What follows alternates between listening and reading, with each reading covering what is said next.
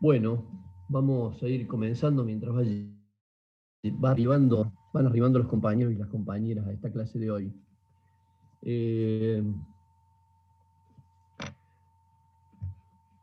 Hoy, bueno, les he colgado ahí en el aula virtual, que creo que es el mecanismo de comunicación principal que debiéramos tener en nuestra facultad y nuestra universidad en este curso.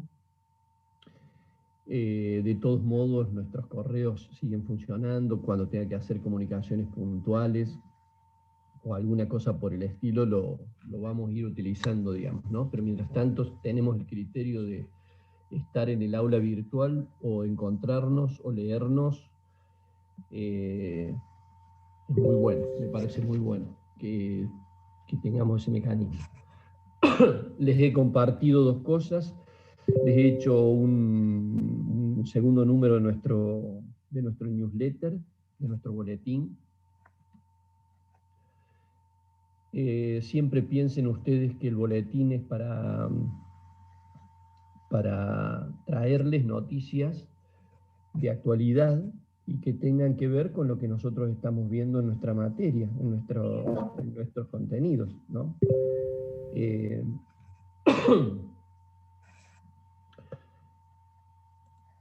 Entonces, si vemos eso, veremos que...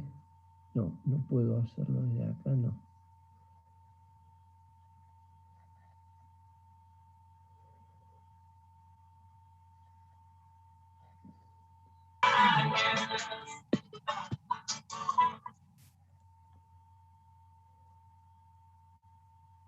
Bueno, después cuando volvamos lo voy a traer a la publicación para que veamos que les he seleccionado algunas noticias que tienen que ver, por supuesto, con lo que nosotros estamos viendo en nuestra materia. Y particularmente porque siempre la primera pregunta que nosotros tenemos en el parcial siempre es una pregunta en la cual se trata de una noticia de actualidad, y entonces ustedes tienen que tratar de establecer la mayor cantidad de vínculos de esa noticia con los contenidos que hemos visto hasta por lo menos en esa bolilla, ¿cierto? Entonces veamos que nosotros hemos hablado ahora de bienes, hemos hablado de producto, hemos hablado de fronteras de posibilidad de producción, hemos hablado de factores productivos, hemos definido la economía en general. Eso es la unidad número 1. La número 2 ya hemos hablado de producto, entonces ya interviene una cantidad de elementos que tienen que ver con el producto, porque toda actividad económica va a tener que ver con el producto en mayor o menor medida. Fíjense que yo ahí, por ejemplo, les he planteado en la contratapa de la publicación un análisis con respecto al precio que tienen los commodities. Esta semana ha sido una noticia muy fuerte de que la tonelada de soja en la cotización de Chicago, en los grandes concentradores, puertos donde están los analistas que ven cómo va andando la cosecha y cuánto es el stock y cómo viene la demanda, la soja cotizó a $600 la tonelada. Entonces, eso, imagínense ustedes, les cuento esto para que vean ustedes la economía, cómo algunos elementos impactan en nuestras vidas, ¿no? Porque, por ejemplo, nosotros venimos de 2 meses atrás, de 3 meses atrás, de tener una soja a $320. Entonces Profe, vemos que, perdón, sí, disculpe, pero a mí no me aparece lo que subió. lo colgué en el aula virtual Ah, el aula virtual, entré a por autogestión, eso al perdón. principio hice una introducción diciendo que ese es el lugar para encontrarnos. Ahí les pongo siempre los avisos, octava clase, séptima clase, de ahí, digamos, para que nosotros utilicemos ese mecanismo. Yo tengo como objetivo utilizar, yo sé que estamos utilizando el 10% de ese mecanismo, pero para que nosotros podamos utilizarlo a pleno, ¿no? El tema habrá que ver el caño cómo resiste cuando nos conectamos 200 a la vez. Pero les decía que la cotización de la soja a $600, imagínense que para mucha gente es una noticia positiva y para otros una noticia negativa. Positiva es para quienes exportan, quienes venden, quienes venden al exterior ese producto que es la soja por la cotización que tiene. Habrá que ver si esos productores, si esos chacareros, esos productores agrícolas, no la vendieron antes, porque es muy común que funcione como un activo financiero. Entonces probablemente yo al principio de la cosecha me quiera garantizar un precio y la vendí, se llama forward, a futuro, vendí la soja a $400, como me parecía un buen precio porque antes estaba a 300, y me parecía 400 un buen precio, y sin embargo está a 600, ¿no? Entonces por eso son importantes los análisis de mercado. En cualquier encuentro que haya de producción agrícola, siempre hay alguien que habla sobre análisis de mercado, y entonces está analizando todo este tipo de cosas, esto es plata. Entonces, evidentemente, entre los productores, los exportadores, hay gente que está alegre y hay gente que está no tanto. Por ejemplo, el que va a venderlo ahora a $600 es un precio muy importante. Pero ahora también hubo gente que lo vendió a futuro a 400, a 450. Bueno, hoy perdió $100, $150 por tonelada. Está contento el gobierno, porque el gobierno cobra derechos de exportación, lo que vulgarmente conocemos como retenciones. Entonces, el gobierno no es lo mismo cobrar el 32, 33% de $350 que cobrar el 32, 33% de $600. Son miles de millones extra, porque Argentina va a exportar probablemente en total 70, 80 millones de toneladas. Eh, Pero para mucha otra gente no es buena noticia, porque por ejemplo, si yo tengo un tambito y alquilo, muchos de los tambos en Argentina se dan en tierra alquilada, la tierra alquilada se alquila por quintales de soja. Imagínense usted cuánto aumentó el alquiler de esos pobres tamberos, ¿no? Porque evidentemente tienen que pagar el alquiler anual en toneladas de soja, por lo tanto, imagínense cuánto aumentó el alquiler. Muchas cosas que nosotros muchas veces no tenemos en cuenta, ¿no? Imaginen también cómo va a impactar esta materia prima en los aceites y en las harinas. Eh, Imagínense ustedes. Imagínense cómo va a impactar esto en los biocombustibles, particularmente en el biodiesel que se hace a partir de la soja. Pero también está aumentando mucho el maíz. Entonces, imagínense que la materia prima para hacer eh, etanol aumentó el 60-70%, que es el maíz. La caña de azúcar, no tengo el registro cuánto habrá aumentado, pero también, entonces fíjense qué impacto ha tenido, ¿no? Como ven, una noticia que puede ser una noticia baladí, una noticia, qué sé yo, residual, Sin embargo, fíjense el impacto que tiene, y el impacto que tiene esto después de la inflación. Hoy dieron a conocer la inflación de 4%, ¿no? Y la inflación no puede bajar de 4%, estamos en una inflación del 50% anual a este ritmo. Y básicamente el precio de la canasta de alimentos es más alta, porque imagínense el impacto que tiene particularmente la cotización del trigo en el pan, va a aumentar el pan ahora este fin de semana, el tema de los aceites, el tema de las carnes. No hay acuerdo que pueda hacer el gobierno que pueda ser honrado, porque bueno, hay una demanda muy importante a precios internacionales muy firmes, así se dice en los mercados. Bueno, les he puesto por eso en la contratapa, pero les he puesto un tema interesante con respecto a la minería y a los bitcoins en la portada, en la página número 2. En Argentina se va a instalar una de las empresas que se va a encargar de una empresa minera, traducir en respaldo de metal del bitcoin. Esta semana, un gran inversionista echó dudas sobre el bitcoin y el bitcoin bajó muchísimo esta semana porque uno de los inversionistas que más los promovía echó brumas en el horizonte y tuvo una bajante muy importante. Bueno, estas son todas noticias de la macroeconomía. En lo que a nosotros nos corresponde, bueno, eso les quería noticiar para que lean. Básicamente eso yo se los hago, ese boletín para que ustedes lean.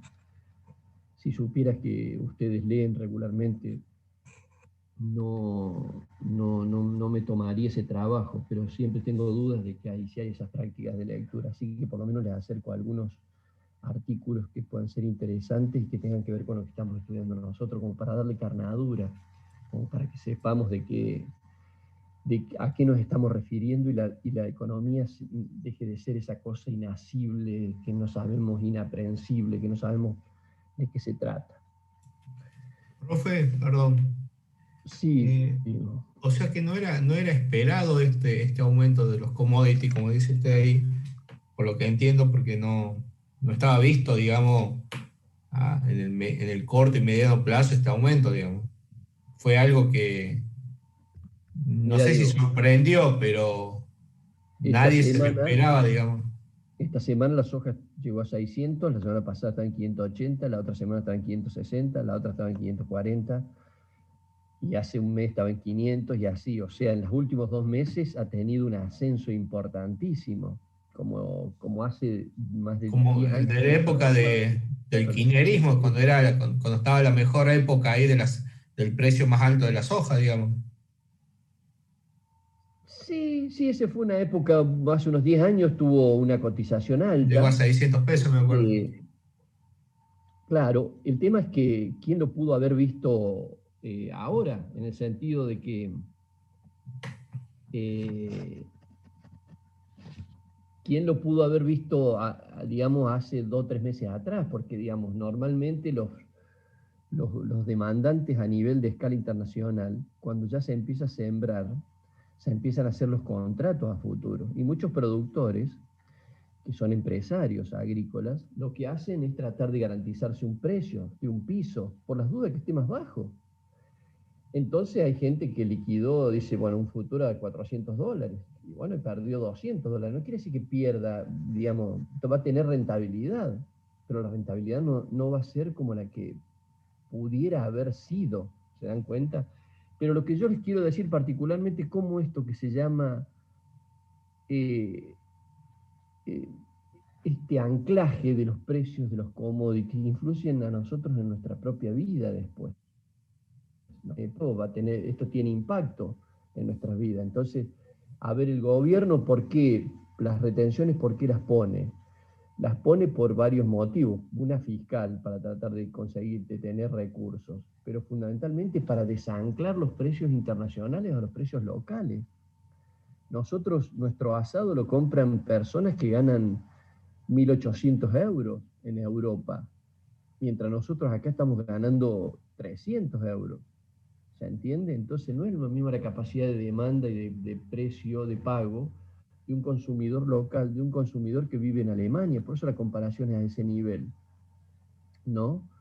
Entonces, si no hubiera ninguna acción ahí, si yo soy productor de reses, de carne bovina, veo el precio que está internacionalmente, lo que hago es exportar todo. Que le digo, bueno, mirá, acá el precio, el asado vale 2.000 pesos, por supuesto no lo compraría nadie. Hoy vale 800 y ya el nivel de consumo ha bajado más de 15 kilos promedio por año por persona. Y han crecido un poquito el cerdo y ha crecido mucho el pollo. Eso también es un indicio, no de un cambio cultural forzado por el menor ingreso que tienen las familias, ¿no? Entonces, bueno, esos son todos elementos que fíjense ustedes cómo los podemos enredar en el sentido de hacer una red, ¿no? Para poder, eh, para poder referirnos a todas estas cosas, ¿no? Yo, por supuesto, no les pido que hagan un análisis, pero que sepan establecer relaciones de este tipo, ¿no? No les pido que hagan un análisis de profundidad de un analista de mercado, pero sí que ustedes sepan establecer vínculos, relaciones, ¿no? Probablemente va a tener un impacto en el Producto Bruto Interno, va a tener en la balanza comercial, que es lo que vamos a ver hoy, porque van a haber más ingresos de dólares, probablemente tengamos, al tener ingresos de dólares, podamos financiar la importación de máquinas y de cosas que necesitamos. Digo, hablo en primera persona del plural al referirnos a la economía argentina. El segundo elemento que me quería hacer referencia, he creado un canal de YouTube.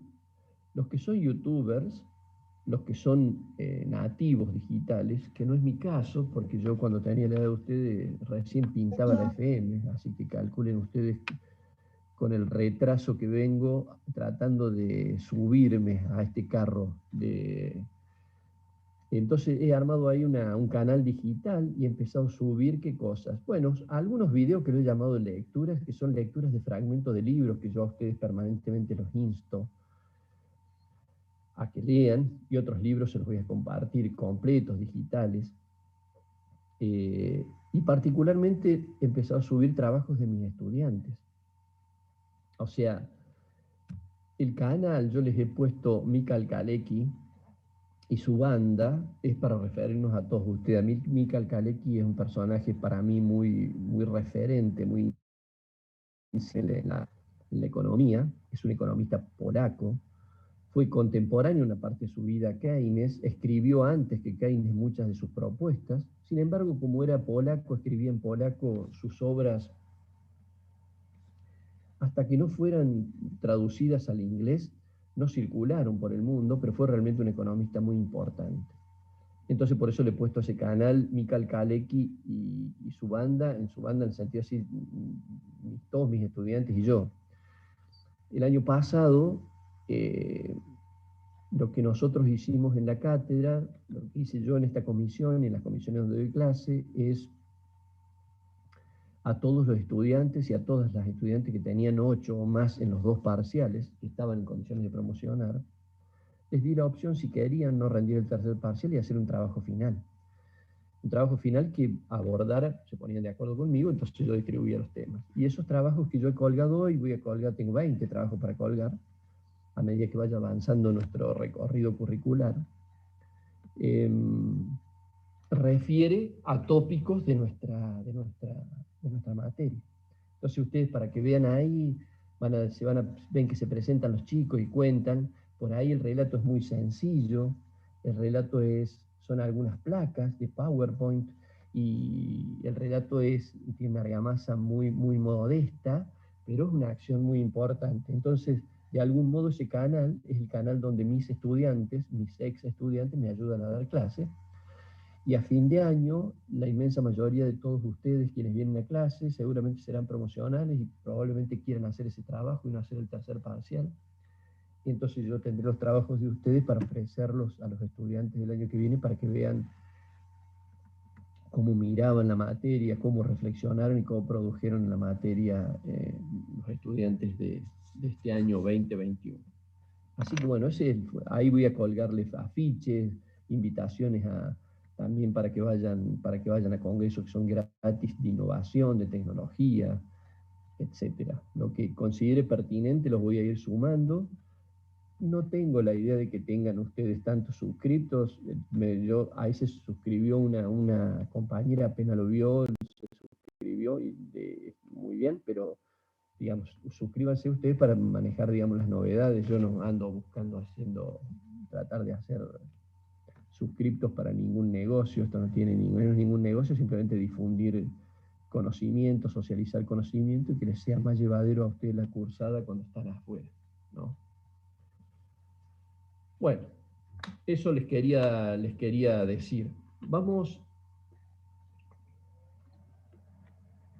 a abordar nuestra última bolilla ante el parcial, ¿no? Y digo para que ya, si quieren, al final de la clase le ponemos fecha.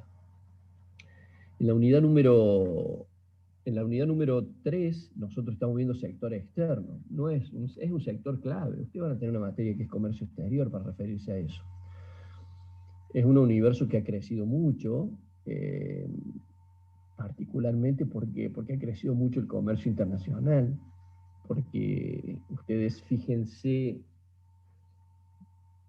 el otro día que quedó encallado un super barco que llevaba containers en el canal de Suez, equivocó el calado y el barco encalló, y un barco de semejante porte que empezó a tapar, a no dejar pasar el resto de las embarcaciones. Llevó unos 10 días resolver eso, fue un gran problema, fue un impacto muy importante en el comercio internacional, porque muchos de esos llevan elementos perecederos y bueno, imagínense un impacto de una tripulación que esté 10 días tratando de resolver un problema. Entonces, fíjense la magnitud que tiene eso en un lugar estrecho. Fíjense lo que era antes de que se hiciera el Canal de Panamá, que es una obra de ingeniería impresionante, brillante, donde mezcla ahí los dos niveles de los dos océanos en un país angosto, y por lo tanto los barcos pudieron pasar por ahí, pero antes imagínense que tenían que ir por el canal de Beagle, que era el lugar donde pasaban todos los barcos para ir de un océano a otro. Así que imagínense el impacto que ha tenido esto en el comercio internacional. El comercio internacional es un lugar de lucha muy fuerte, muy permanente, porque bueno, somos 200 países y todos les queremos vender a todos, y todos le queremos vender a los que tienen más dinero, a los que tienen más ingresos, a los que más consumen. Y por lo tanto es una disputa muy importante en el mundo. Hay materias primas que se producen en 30 países, como el cobre, supónganse ustedes, ¿no? O sea, hay determinados productores de eso. Hay artículos que se producen en 30 países, leche en polvo, ¿no? Y hay otros que se producen en muchos más países, muchos simplemente para ser sustentables y otros para poder vender. Son materias primas estas que estamos hablando ahora.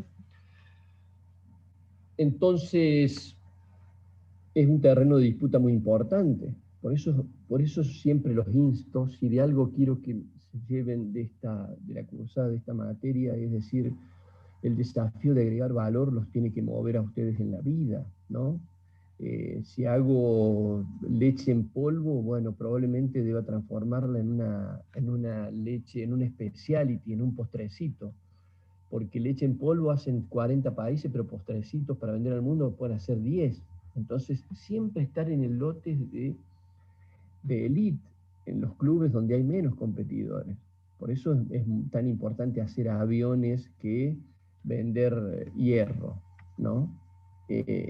Esta es la realidad, porque, bueno, hacer aviones es una industria de una alta facturación, de un alto valor agregado, con salarios muy altos, mientras que hacer materias primas son salarios bajos y muy pocos. Entonces, por eso yo siempre les insto a esto.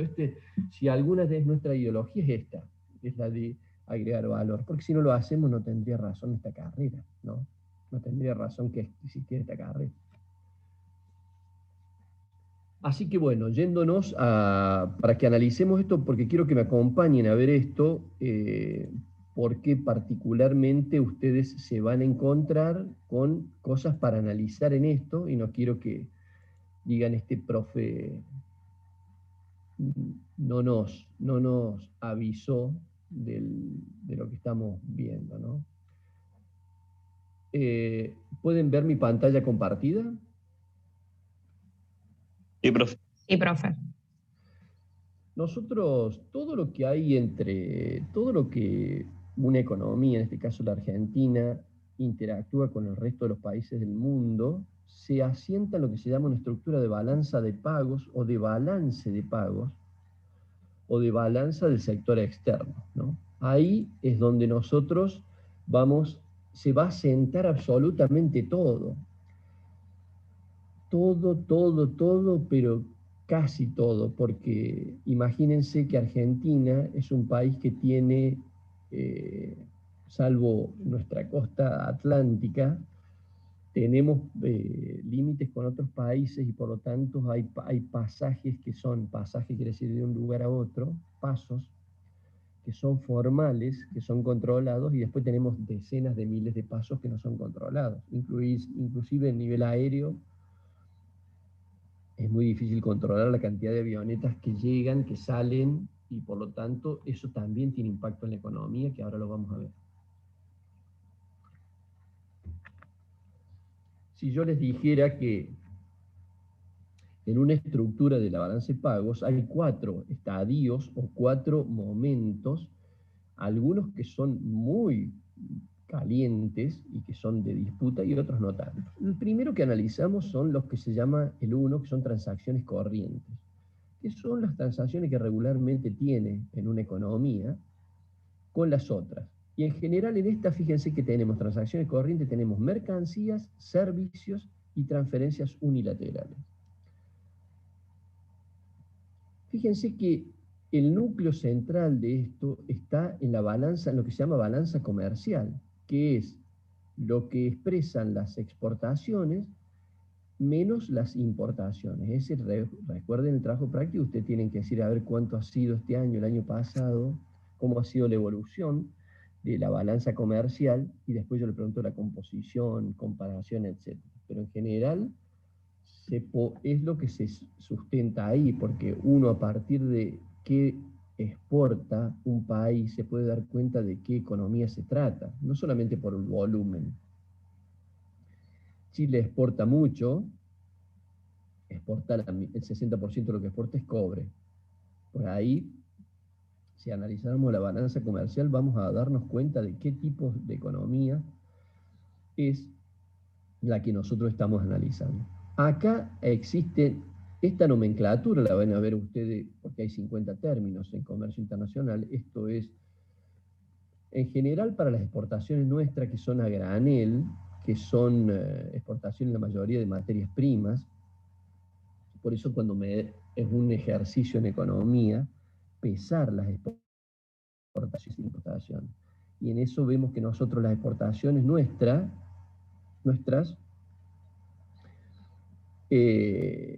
cada 1.000 millones de dólares son centenares de miles de kilos, mientras que las importaciones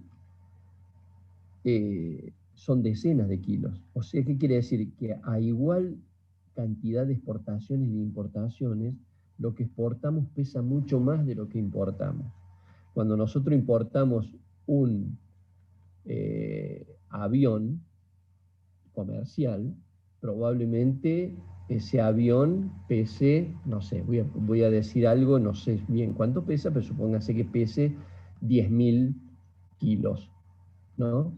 Entonces, fíjese usted que 10.000 kilos de una manufactura de alto valor agregado quizá implique, comparado con 1.000 kilos de soja, un valor, algo que es 50, 60, 70 veces más caro.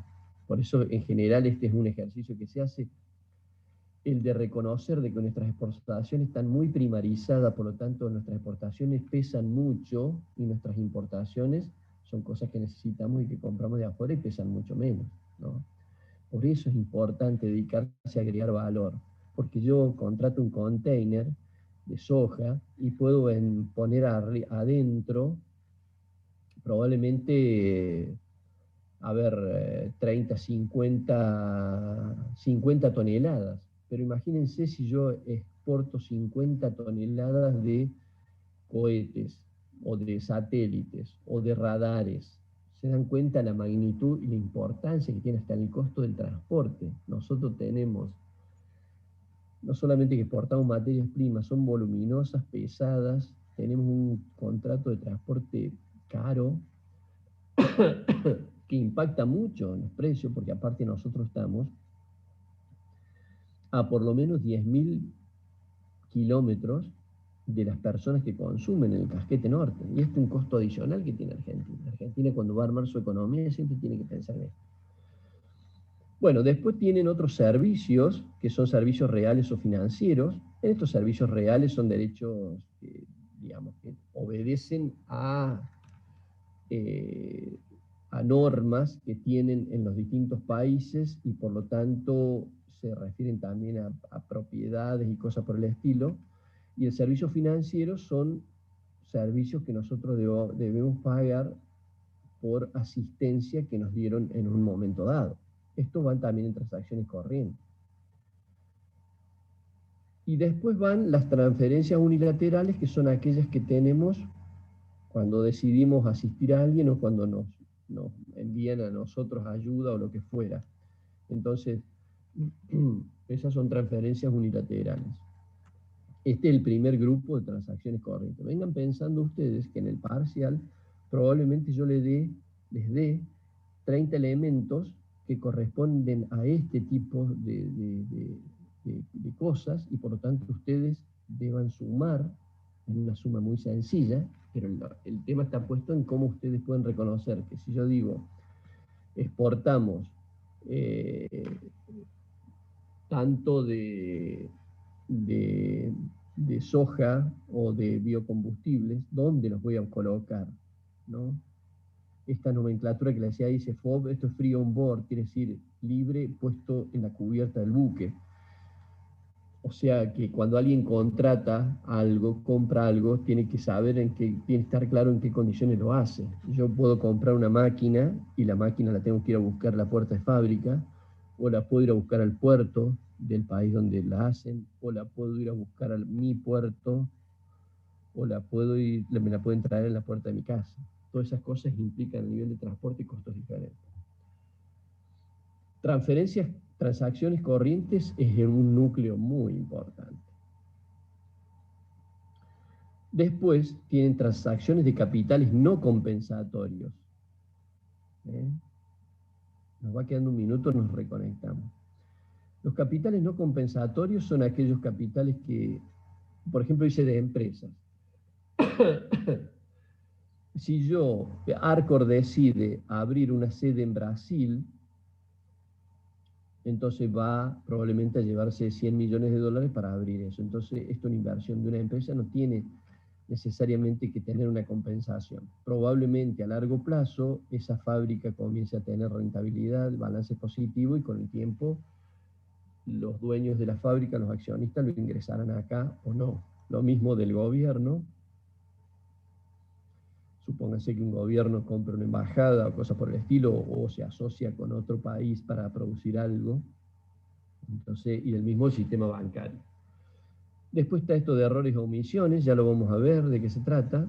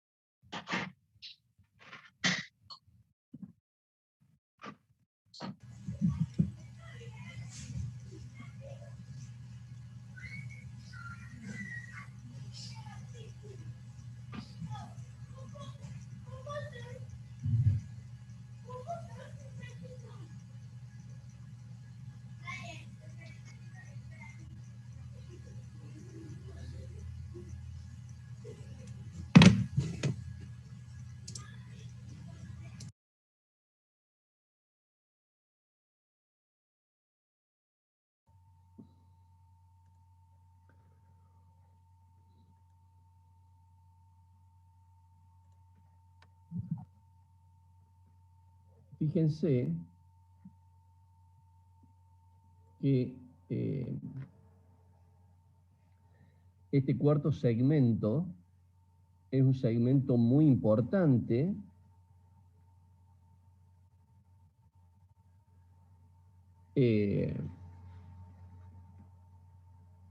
porque este segmento va a ser, vieron que en cualquier asiento contable tenemos una cuenta que es la cuenta corriente, la que normalmente nosotros vamos administrando, y después cuando tenemos rojos en esa cuenta corriente que llevamos, donde llevamos los asientos corrientes, tenemos una cuenta capital que es como para ajustarlo.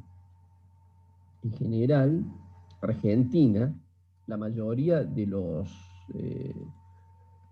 años de su vida como país independiente, ha tenido rojos en la balanza comercial. ¿Qué quiero decir esto? Quiere decir que importaba más de lo que exportaba.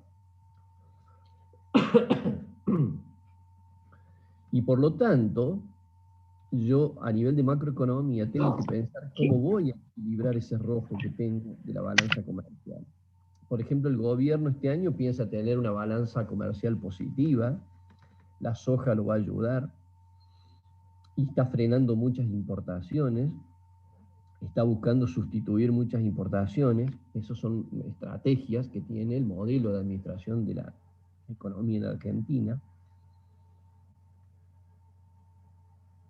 Por lo tanto, para tener que dólares, que es el único, los modos que tiene la economía para hacerse de recursos, básicamente es a través de sus cuentas fiscales, de los ingresos tributarios, de los impuestos, que tenga un saldo favorable, que cobre más impuestos de los que gasta. Parece una contradicción, porque si así fuera, debería bajar la presión impositiva. Pero normalmente cuando una economía tiene ingresos fiscales altos, lo que hace son obras, infraestructuras, por lo tanto se avanza en caminos, se avanza en asistencia, en desarrollo científico y cosas por el estilo. Nunca sobra. En la balanza comercial, nosotros en nuestra vida hemos tenido muchos más años de balanza en rojo que balanza positiva. Entonces, en algunos momentos tuvimos una balanza de 10.000 millones de dólares a favor, y por lo tanto es una cifra muy importante. Un país para hacerse de recursos genuinos, dólares. Y en otro hemos tenido rojos. No hay que tener una idea sesgada con respecto a que nosotros tengamos una balanza en rojo. Esto se los digo no solamente para una economía de un país, sino también para una economía en sus propias empresas. Yo tengo una empresa y soy un emprendedor, una emprendedora pyme, y yo tengo muchas veces, para dar un salto desde el punto de vista productivo, tengo que pedir un crédito, tengo que pedir un préstamo. Muchas veces ese préstamo es muy importante, implica la mitad del patrimonio que tengo. Primero, tener el mote, el rótulo, la categoría de deudor, aunque parezca que es un término pernicioso, es un término virtuoso, porque no todos tienen la posibilidad de ser deudores. ¿Esto qué quiere decir? Acreditar una capacidad de pago, de ser previsiblemente alguien que puede honrar una deuda. Hay gente que no debe nada porque nadie le da un crédito, ¿no? Digo gente como un término general, para referirme a empresas, familias o lo que fuera. O sea, para ser deudor o deudora, sea empresa, persona, familia, lo que fuera, hay que tener un determinado perfil para que alguien le pueda dar un préstamo. Si yo soy deudor, habrá que ver en qué me endeudo yo, porque no es lo mismo que endeudarme, pedir 1.000.000 de pesos para ir al casino, que pedir 1.000.000 de pesos para cambiar mi máquina de soldar o mi máquina de imprimir o de ampliar mi laboratorio, lo que fuera. Se dan cuenta, son dos cosas diferentes. Yo me puedo endeudar hoy sabiendo que me va a generar flujos de fondos en el futuro, que voy a poder honrar esa deuda y puedo hacer crecer mi empresa. Por eso la condición de deudor no es una condición que deba tacharse per se de mala. Habrá que ver en qué consiste la deuda. Lo mismo en este caso la balanza comercial que nosotros tengamos. Podemos tener una balanza en rojo, pero yo, por lo que pasa que las cotizaciones de lo que yo vendo, materias primas, es baja, y estoy importando probablemente herramientas, máquinas, que hoy me hacen que tenga un desbalance en la balanza comercial, pero que en el futuro me van a generar ingresos de dólares porque voy a agregar valor en varias áreas de la economía. ¿Se dan cuenta? Quiero que tengan ustedes en cuenta ese... Pasa también con la economía doméstica también, profesor. O sea, uno con la tarjeta de crédito ya uno ya tiene deudas a futuro y que superan el ingreso que uno tiene mensual. Y Exactamente. Por eso, Diego, la semana pasada yo les contaba a ustedes que con la crisis que ha habido en estos últimos 2 o 3 años, las familias se han endeudado mucho. ¿Cómo nos endeudamos? A partir de una tarjeta, refinanciamos con la tarjeta, a intereses muy onerosos,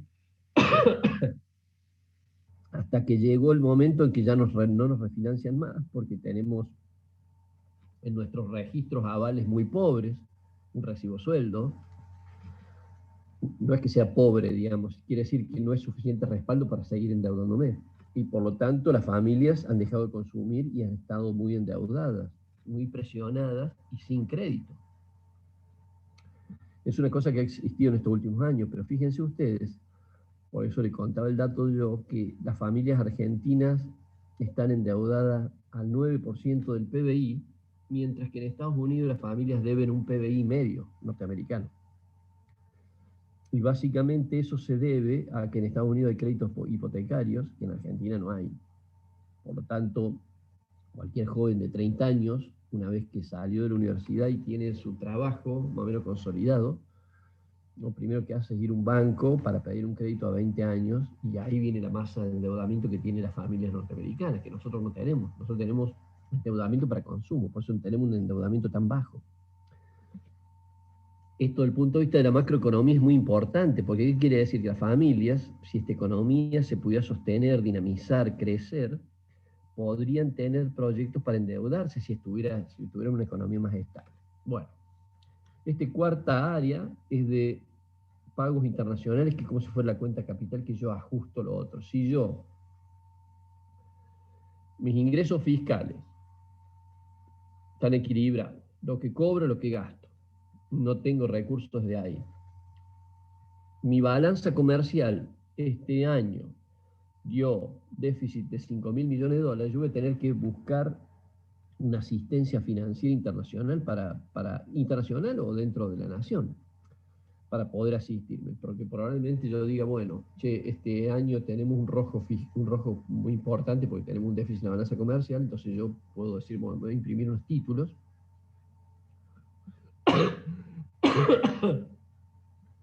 al título le voy a poner un nombre cualquiera, letra, título, bonos, y voy a salir a buscar plata entre los ahorristas locales. Entonces digo, voy a sacar un título que se llama Viva la Patria, que de 1.000.000 de pesos, que voy a prometer pagar 1.400.000 dentro de un año. Entonces yo me hago de ahorristas locales, y en ese caso no son de pagos internacionales, sino que capturo ahorro local, pero tengo que salir a imprimir láminas o títulos o letras de tesorería o lo que fuera, que son como cheques, digamos, para poder conseguir ese dinero y equilibrar esto. Hoy, por ejemplo, si yo tengo un rojo en la balanza comercial y tengo que salir a buscar crédito, hoy crédito hay y barato en el mundo. ¿Qué quiero decir barato? Y una tasa de 1,5% en dólares, una tasa del 2% en dólares. Básicamente, ¿por qué? Porque la pandemia ha hecho que las economías impriman muchos billetes, el dinero está circulando y por lo tanto, al ser una masa más importante que el año prepandemia, financieramente tiene un rendimiento más bajo. Normalmente, alguien cuando va a pedir un crédito, un país, una economía, existe una tasa LIBOR, una tasa LIBOR, que se llama, que es una tasa que está en torno al 4, 5, 6%. Como ven, acá están lo que tiene que ver con las reservas que yo tenga para asistir, digamos, en el Banco Central, el movimiento de capitales compensatorios, los capitales de préstamos y por lo tanto los préstamos que yo también hago al exterior, los derechos especiales de giro, también llamado DEX, que en general es un cheque, son cheques que el Fondo Monetario le da a los países que lo integran como un reseguro. Argentina probablemente tenga la buena noticia de que estos derechos especiales de giro, que en Argentina son en torno a los 4.500, 5.000 millones de dólares, pueda hacerlos disponibles líquidamente para que Argentina pueda enfrentar o compras o hacer frente a deudas. Y eso, básicamente, la crisis ha llevado a esa oportunidad. Y después tiene ajuste de evaluación, etc. Pero antes de que cerremos, quería ubicarme en esto, porque usted dice, profe, acá hay un ítem que son errores y omisiones. Bueno, un año puede ocurrir errores, omisiones, 2 años. Ahora, si son errores, ¿por qué no los corregimos? Si los reconocemos como errores, en realidad sería virtuoso de que nosotros viéramos de corregirlos. Un año podría ser un error, otro año puede ser una omisión, pero inmediatamente debiéramos corregirlo. Básicamente, ¿esto por qué? Porque en la economía internacional hay mucha economía informal, o economía no registrada, o acciones económicas no registradas. Imagínense ustedes el mundo del narcotráfico, por ejemplo, ¿no? Imagínense ustedes que el negocio del narcotráfico es un negocio que tiene el volumen del petróleo y es una actividad económica, si queremos decirlo, porque económica, evidentemente, todo lo que la mueve es la necesidad de renta, de tener beneficios, de utilidades. Una economía, una actividad como el petróleo que no estuviera registrada en el mundo. Imagínense ustedes, o sea, por ahí agarran 10 toneladas de cocaína, por ahí agarran unos chicos con unos papeles, o chicos con, con algún tipo de droga, de algún tipo, de diseño, de lo que fuera, y sabemos que es una actividad económica, se hace en algún lugar del mundo, y eso no se registra por mesa de entradas de la aduana.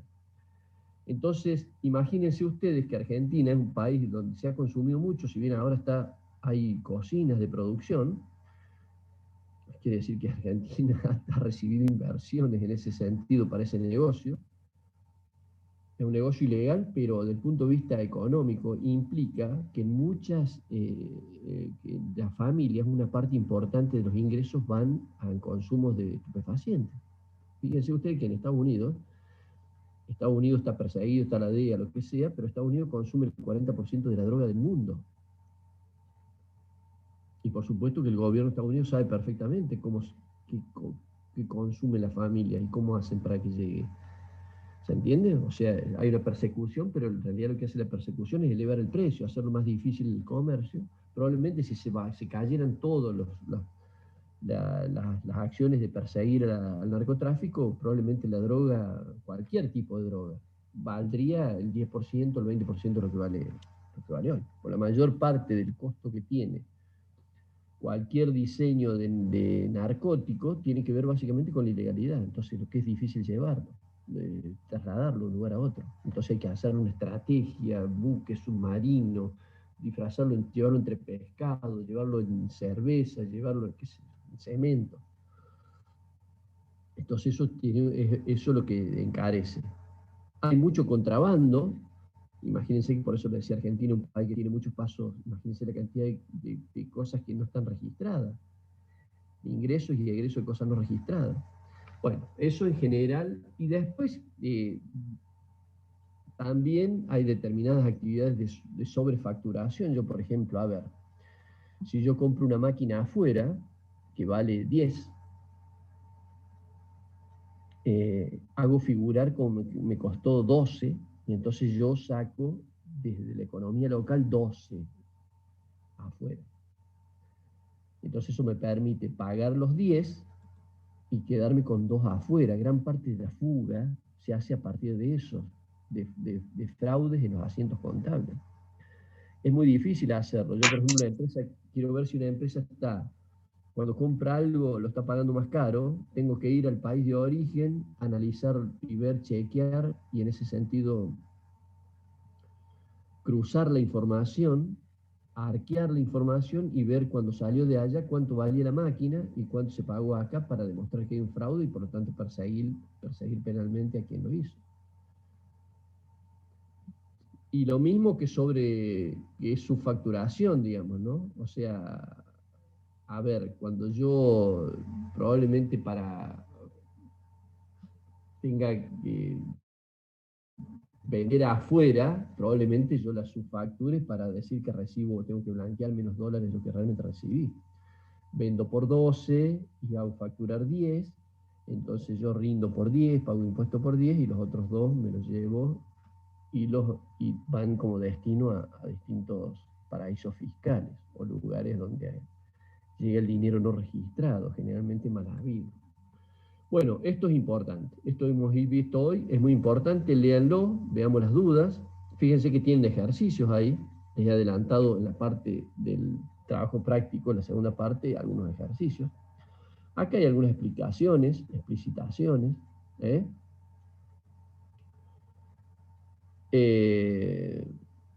Bueno, y acá el último, por ejemplo, bueno, hay algunas, dice, hay algunas zonas grises. Por ejemplo, fíjense ustedes, las embajadas están consideradas un pedazo de territorio de un país dentro de otro. Por eso la Policía Federal no puede ir y allanar la embajada norteamericana, ni mexicana, ni peruana. Las embajadas son territorio de ese país, el enclave de la embajada, dentro de otro país, como Argentina tiene enclaves. Entonces hay una cantidad de mecanismos donde los diplomáticos pueden entrar valijas, que se llaman diplomáticas, sin ser registradas.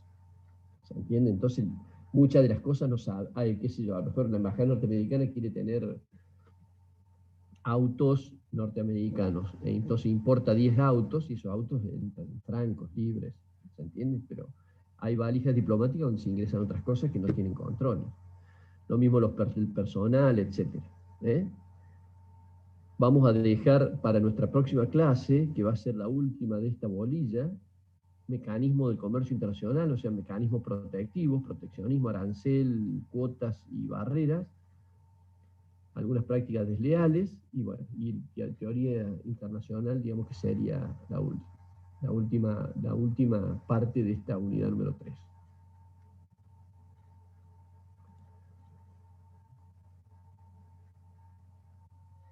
¿Qué tal? Quiero que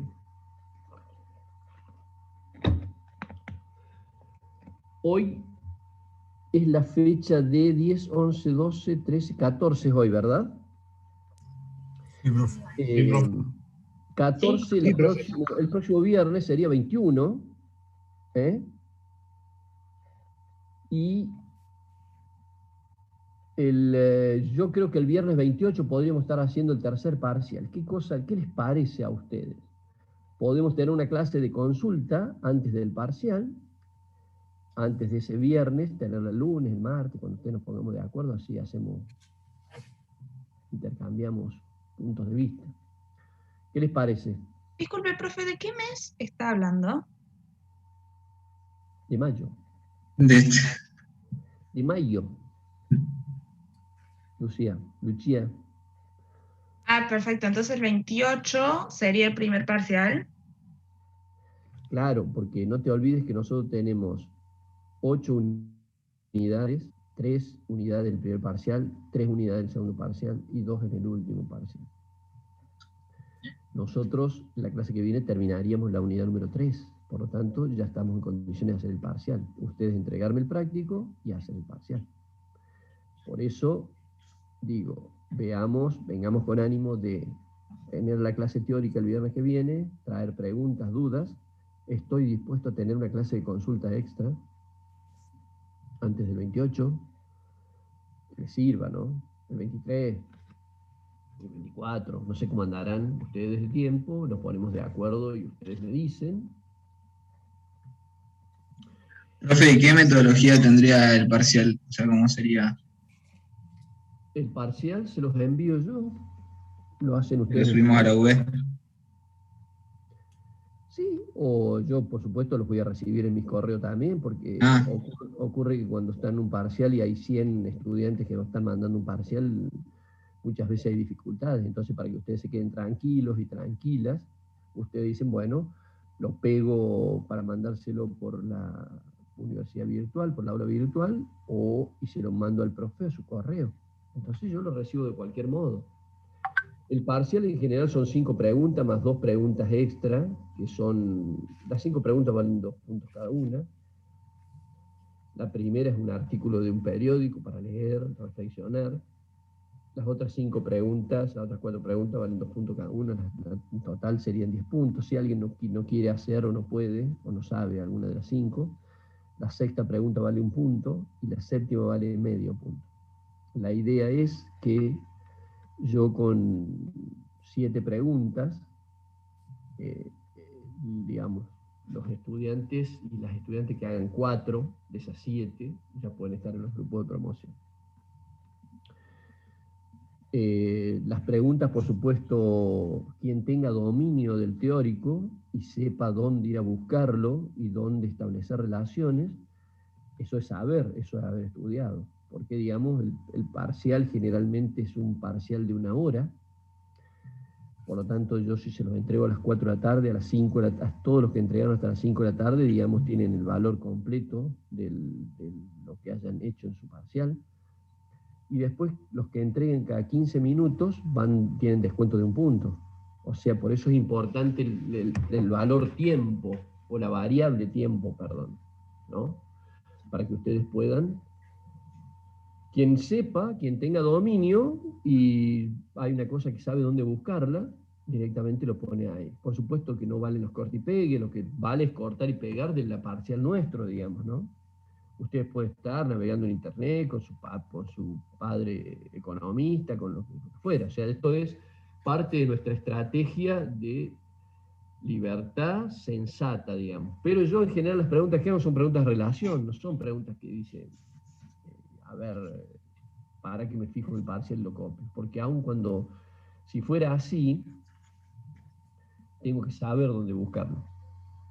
O parte de las preguntas pueden estar en un lugar y otra parte en otro lugar, y por lo tanto yo sí tengo dominio de todo lo que hemos visto en Telegram, lo que hemos visto en el canal, lo que hemos visto en los newsletters, lo que hemos visto en los teóricos, inmediatamente yo no tengo ningún problema, digamos, ¿no? Este es el mecanismo, digamos. Una pregunta, ¿y sería todo teórico o hay algo práctico? No, teórico y práctico, por eso estaba diciendo recién, Ian, que en el sector externo yo puedo tirarte 20, o te tiro 20 manufacturas, materias primas, servicios, y vos después me los tenés que ordenar en qué lugar van, primer, segundo, tercer sector. O a una frontera de producción, te digo, hacemos un ejercicio de frontera de producción, que mezcle 2 cosas. Que mezcles 2 actividades, porque hacer una es en desmedro de las otras, y averiguar el costo de oportunidad. Están en el práctico, la segunda parte del práctico, digamos. Algunos ejercicios yo se los di, están resueltos y otros están para resolver. Disculpe, le hago una consulta con respecto al trabajo práctico. ¿Lo entregaríamos el mismo día del parcial o el viernes 21? No. Lo entregan inmediatamente, hacen el parcial y lo entregan el fin de semana, no hay problema. El tema es que, en general, yo los recibo esa semana, porque bueno, la idea es que yo me fije si ustedes lo han hecho bien o mal, porque si no, después del trabajo práctico van a tener que responder cosas. Si no lo han respondido bien, probablemente después repliquen el error en el parcial. Por eso yo empiezo a recibir trabajos prácticos de la semana anterior. Profe, bueno, no sé, tengo una duda ahí con el trabajo práctico, un tema, unos puntos que estoy avanzando. No sé si quiere esperar y se lo hago al final de la clase. Cuando quieras, si quieres hablar.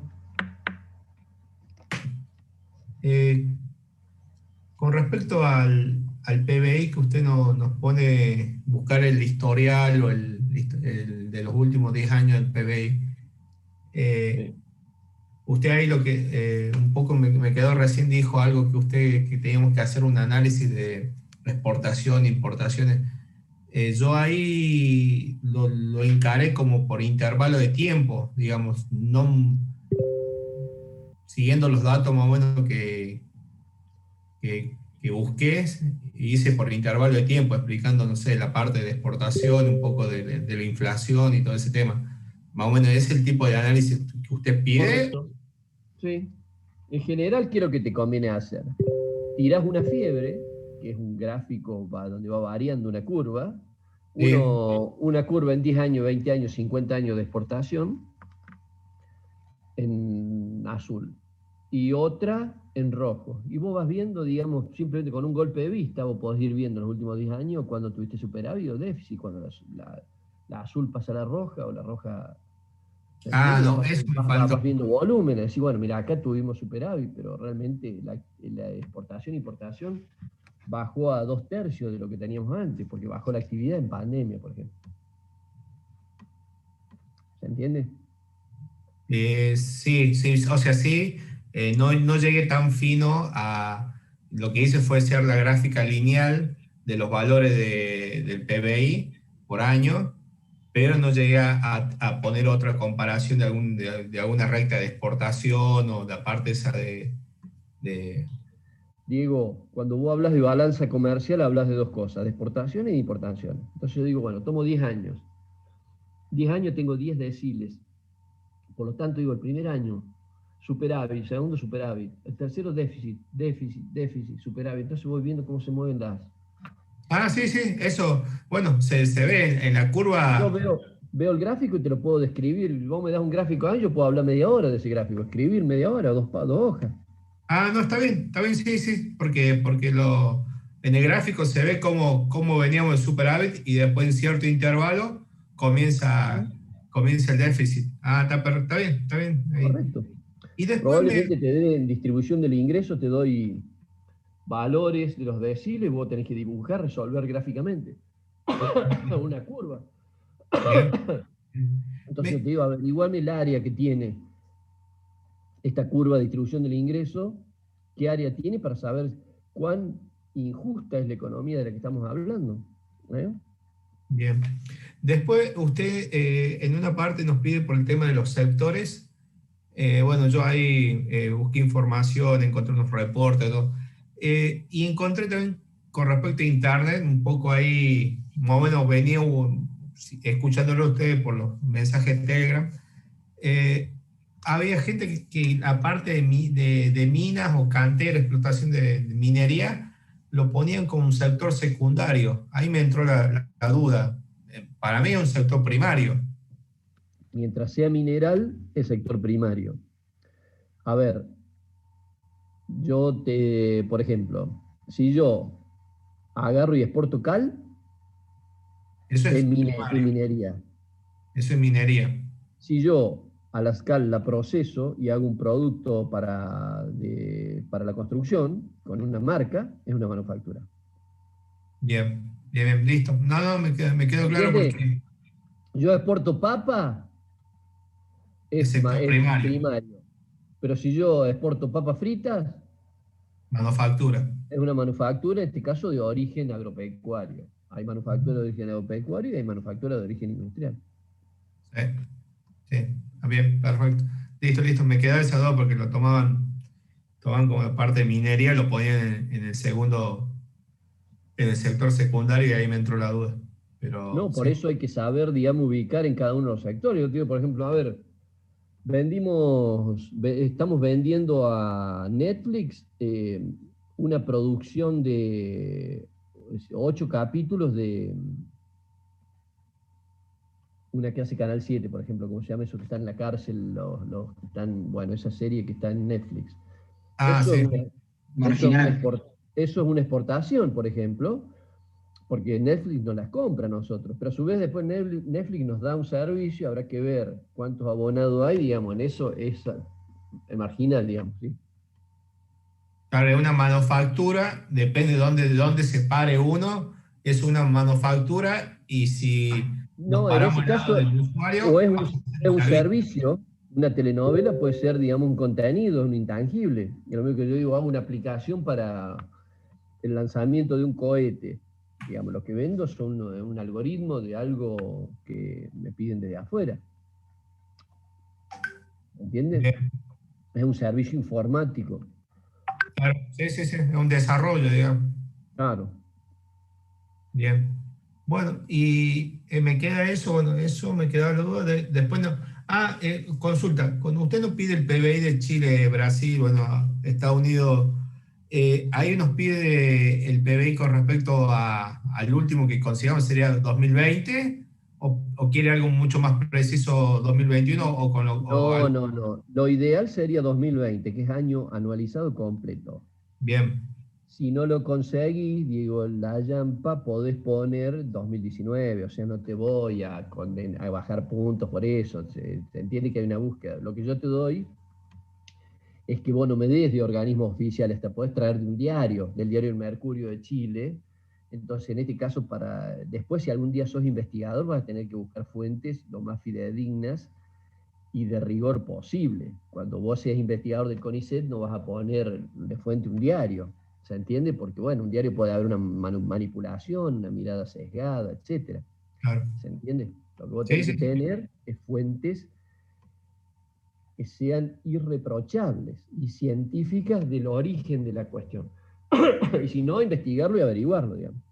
bien, bien, no, sí, sí, me quedaba esa duda porque encontré una fuente, pero tenía datos de 2019 y había otra que tenía 2020, pero bueno, era más un tipo de artículo que más que no sé, por ejemplo, el FM, el Fondo Monetario, que tira el ranking del PBI de cada país, por ejemplo. Sí, sí, puede ser un dato que sea del FMI, del Banco Mundial, etcétera, de la OCDE. Hay gente que maneja información en todo el mundo, porque son poco transparentes, etcétera. Bien, bien, ¿Profe? bien. Gracias, profe. Sí, por nada. ¿Otra pregunta? ¿Dudas? ¿Profe? Bueno, Sí. la consigna 6 del trabajo práctico, que dice nombrar mejoras para la distribución de ingresos sin que afecte a los ingresos fiscales. Dentro de esos ingresos fiscales, ¿están contemplados los impuestos que se les cobran a las empresas y los sueldos de los políticos o no? A ver, sí, yo creo que vos hiciste esa pregunta la hiciste en el aula, ¿no? En el aula virtual. Claro, sí, con mi grupo tenemos esa Mira, duda. o sea, en general hoy en día, a ver, yo de los políticos los hay buenos y los hay malos.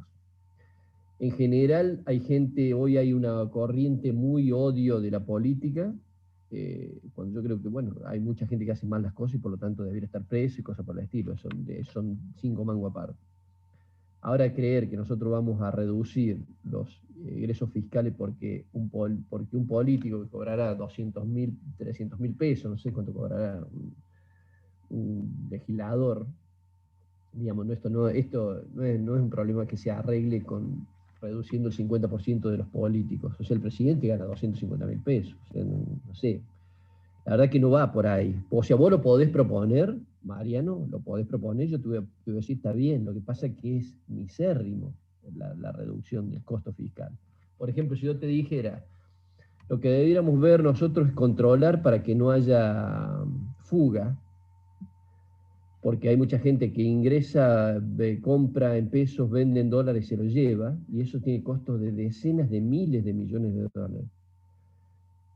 Tiene el costo que sería medio siglo de políticos argentinos.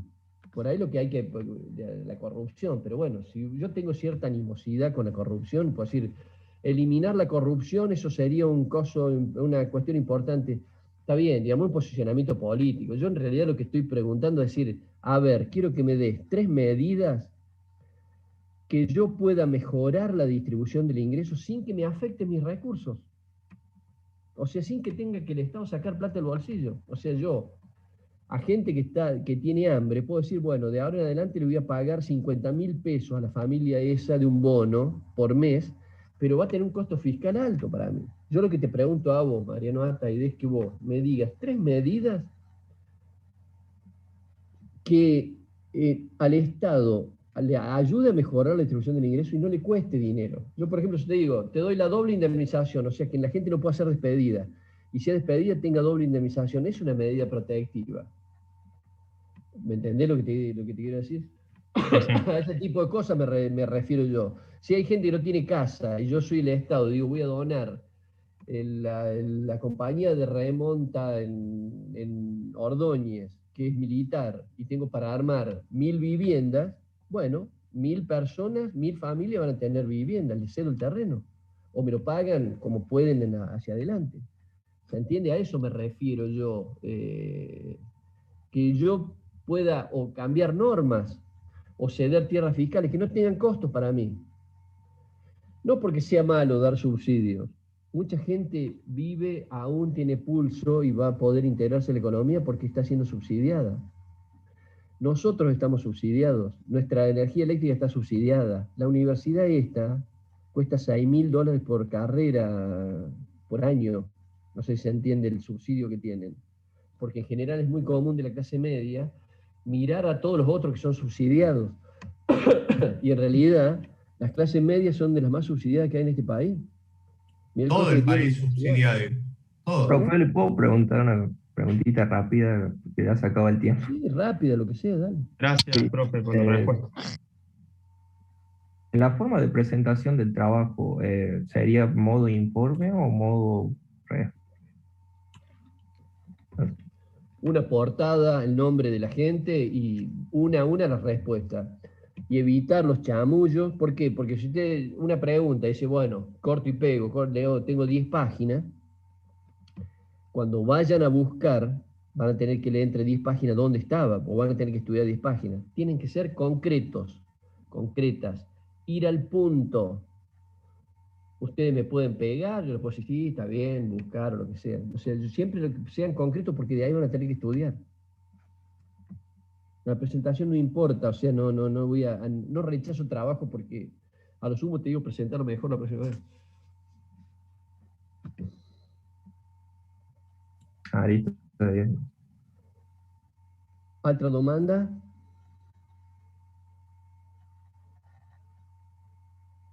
¿Listo? No voy a tomar lista, ya les tomé lista apenas iban entrando, así que nos vemos el viernes que viene. Abrazo. Súmense al canal de YouTube. Chao, profe, nos vemos. Chao, profe, nos vemos. Gracias. Adiós. Chao, profe, nos vemos. Cuídense mucho. Buen fin de. Adiós, adiós. Igualmente.